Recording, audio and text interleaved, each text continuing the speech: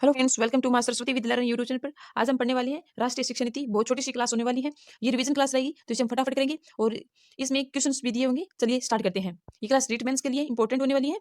राष्ट्रीय शिक्षा नीति 2020 ये देखते हैं कि राष्ट्रीय शिक्षा नीति 2020 क्या है। तो ये क्या है, तो शिक्षा नीति 2020 भारत की शिक्षा नीति है, जिसे भारत सरकार 29 जुलाई 2020 को घोषित किया गया था। ये शिक्षा नीति कब आई थी कि तो ये 2020 में ही थी, और इसे लागू कब किया गया था भारत सरकार द्वारा, तो 29 जुलाई 2020 को। ठीक है, ये इंपॉर्टेंट है। सन 1986 में जारी हुई नई शिक्षा नीति के बाद भारत की शिक्षा नीति में ये पहला परिवर्तन था। ठीक है, तो ये 1986 के बाद 2020 में आई हुई शिक्षा नीति है। यह राष्ट्रीय शिक्षा नीति 2020 अंतरिक्ष वैज्ञानिक के कस्तूरीरंगन की अध्यक्षता वाली समिति की रिपोर्ट पर आधारित है। ठीक है, तो ये क्वेश्चन आ सकता है। ये नीति है वो किसके आधारित, किसके किसके रिपोर्ट पर आधारित है, तो के कस्तूरीरंगन पर आधारित है। नई शिक्षा नीति यानी कि न्यू एजुकेशन पॉलिसी 2020 के अंतर्गत मानव संसाधन प्रबंधन मंत्रालय यानी एमएचआरडी का नाम परिवर्तित करके शिक्षा मंत्रालय कर दिया गया। ठीक है, तो ये पहले इसका नाम क्या था, मानव संसाधन प्रबंधन मंत्रालय था, अब इसका नाम शिक्षा मंत्रालय कर दिया गया है। राष्ट्रीय शिक्षा नीति 2020 वर्ष 1968 एवं 1986 के बाद स्वतंत्र भारत की तीसरी शिक्षा नीति है। ये क्वेश्चन आ सकता है, आपको पूछ सकते हैं कि ये 2020 है वो स्वतंत्र भारत की कौन सी नीति है, तो ये तीसरी है। और फर्स्ट आई थी स्वतंत्रता के बाद 1968 में, सेकंड आई थी 1986 में, और थर्ड आई थी 2020 में। एनईपी 2020 के तहत केंद्र व राज्य सरकार के सहयोग से शिक्षा क्षेत्र पर देश के जीडीपी के 6% हिस्से के बराबर निवेश का लक्ष्य रखा गया है। ठीक है, तो इसमें शिक्षा नीति है, इसमें जीडीपी का 6% का हिस्सा रखा गया है। ठीक है,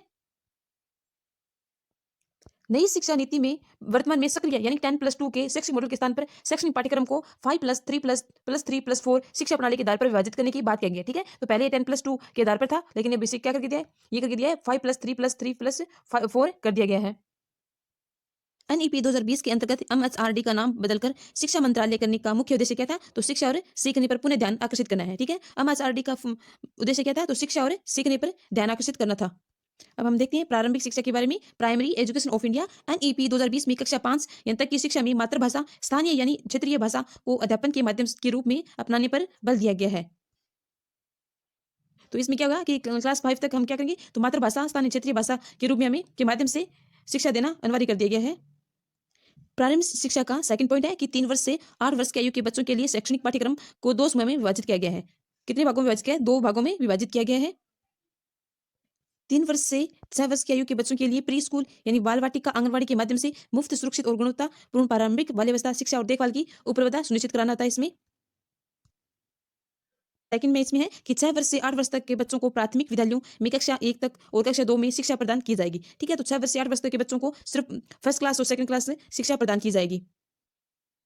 प्रमुख बातें हैं, तो ये देखते हैं। फर्स्ट पे है कि नई राष्ट्रीय शिक्षा नीति 2020 के तहत वर्ष 2030 तक सकल नामांकन अनुपात को 100% लाने का लक्ष्य रखा गया है। ठीक है, तो इसमें राष्ट्रीय शिक्षा नीति 2020 के तहत वर्ष 2030 तक हम इसको क्या करेंगे, सकल नामांकन अनुपात को 100% लाने का लक्ष्य रखा गया है। नई शिक्षा नीति के अंतर्गत शिक्षा क्षेत्र पर सकल घरेलू उत्पाद यानी कि जीडीपी के 6% हिस्से के सार्वजनिक व्यय का लक्ष्य रखा गया है। ठीक है, तो जीडीपी का 6% का ये लक्ष्य रखा गया है। अब हम इसके क्वेश्चंस देखते हैं। तो एनईपी 2020 के अनुसार वर्तमान 10+2 शैक्षणिक मॉडल को एक नई शैक्षणिक पाठ्यक्रम प्रणाली के आधार पर विभाजित करने की बात कही गई है। वह नई शैक्षिक पाठ्यक्रम प्रणाली क्या है, यानी कि 10+2 की जगह कौन सा फॉर्म आ गया है, तो इसमें कौन सा गया, तो मैंने बताया था ना कि 5+3+3+4 आ गया है। तो ऑप्शन नंबर इसमें बी होगा। क्वेश्चन देखते हैं। तो ज्ञान के परिदृश्य में पूरा विश्व तेजी से किस दौर से गुजरा है, तो कौन से दौर से गुजरा है, ये परिवर्तन के रूप में गुजरा है। थर्ड क्वेश्चन देखते हैं। इसमें है कि अगले दशक में दुनिया का कौन सा देश सबसे युवा देश होगा, तो इसमें कौन सा होगा, ये भारत होगा।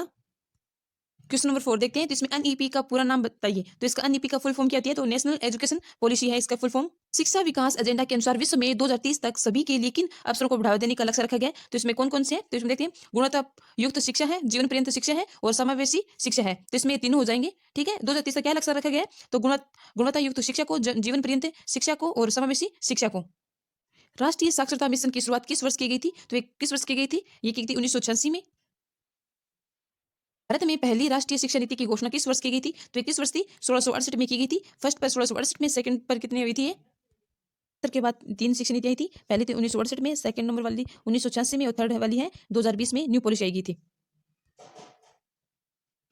भारत में नई शिक्षा नीति 2020 की घोषणा कितने वर्षों के बाद की गई है, तो ये कितने वर्षों के बाद की गई है, 34 ईयर्स के बाद की गई है। पीटीआर का पूरा नाम बताइए, तो पीटीआर का फुल फॉर्म है शिक्षा छात्र अनुपात है। बीईओ का विस्तारित रूप क्या है, तो इसमें क्या हो जाएगा, ब्लॉक शिक्षा अधिकारी, यानी कि बीई की फुल फॉर्म होगी ब्लॉक शिक्षा अधिकारी।